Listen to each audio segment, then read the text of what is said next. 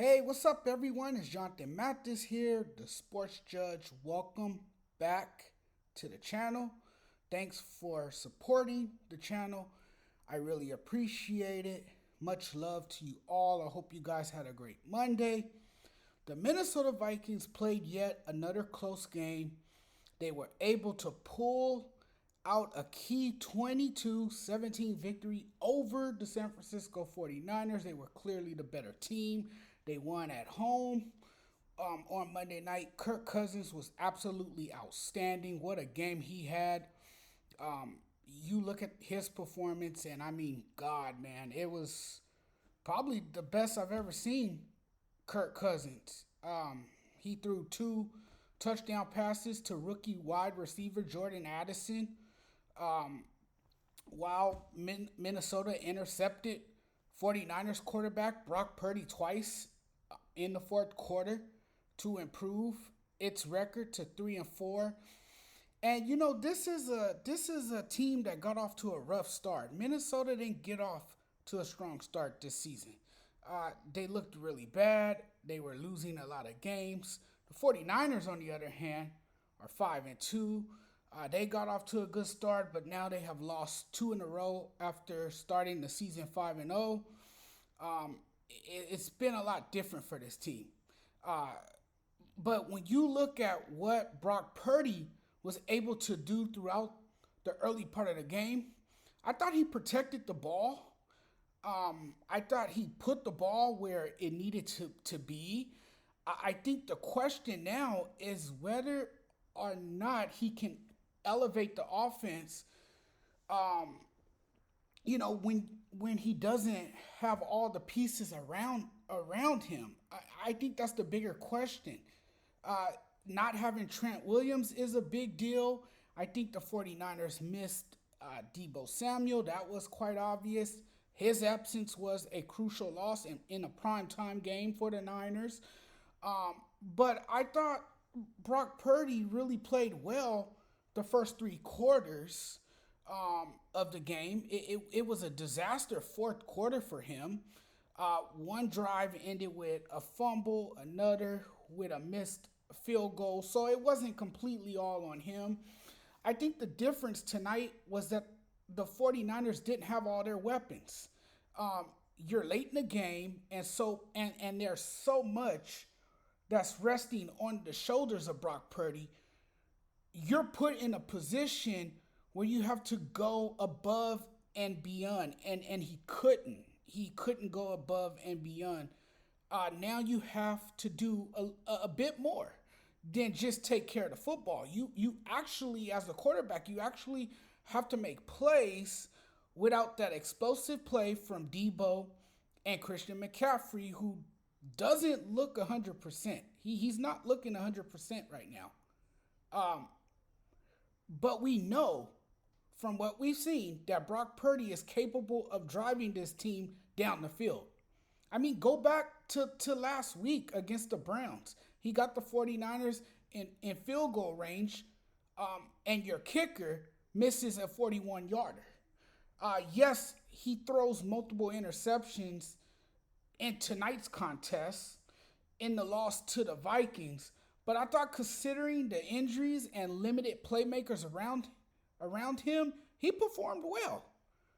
Unfortunately, the 49ers lost, and now you got people saying he's finally exposed for what he is, that he's a backup quarterback, that he's not a starter, that he's mediocre and all this other nonsense. It's crazy. That he's a system quarterback. I think that's foolishness. I think all of that is foolishness. This is not one of those games where you hit the panic button. Oh my God, it's two losses. It's not the end of the world. The 49ers will be fine.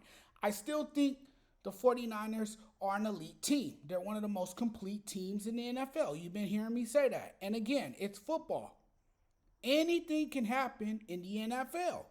You can lose any week in the NFL. I think Purdy is the guy moving forward. I just don't think we need to freak out when Purdy throws two picks in the game. He is human after all. He's not a robot.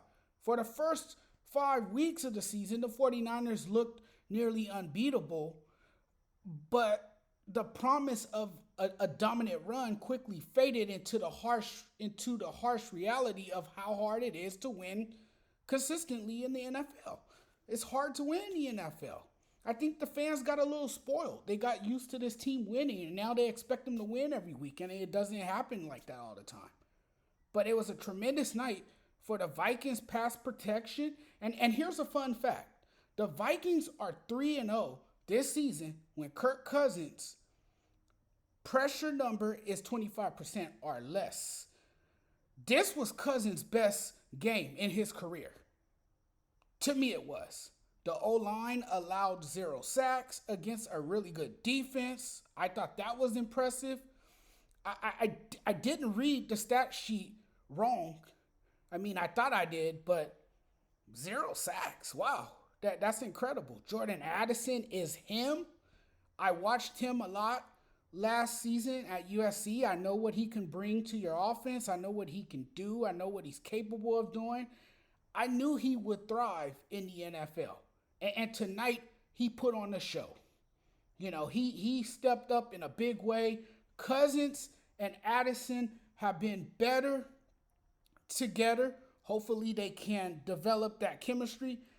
This can be a season-defining win for the Vikings. It's definitely a win they can build on, I think, you know. And man, let me tell you, they were fantastic tonight. They looked really, really good. Brock Purdy still didn't seem rattled. He stayed calm. He was even keel. You know, he played a good game. It's been difficult for the Vikings, but you know, the Vikings look good, and you've been hearing all the trade rumors about the Vikings possibly moving Kirk Cousins. Do you think they still feel that way today? You know, and then you had Cameron Bynum coming up big. He stopped 2 late 49er drives with interceptions. He had a great day, and then he honored his native country, the Philippines. You know, it was just a great night for the Vikings. You know, it was a breakout performance for Addison.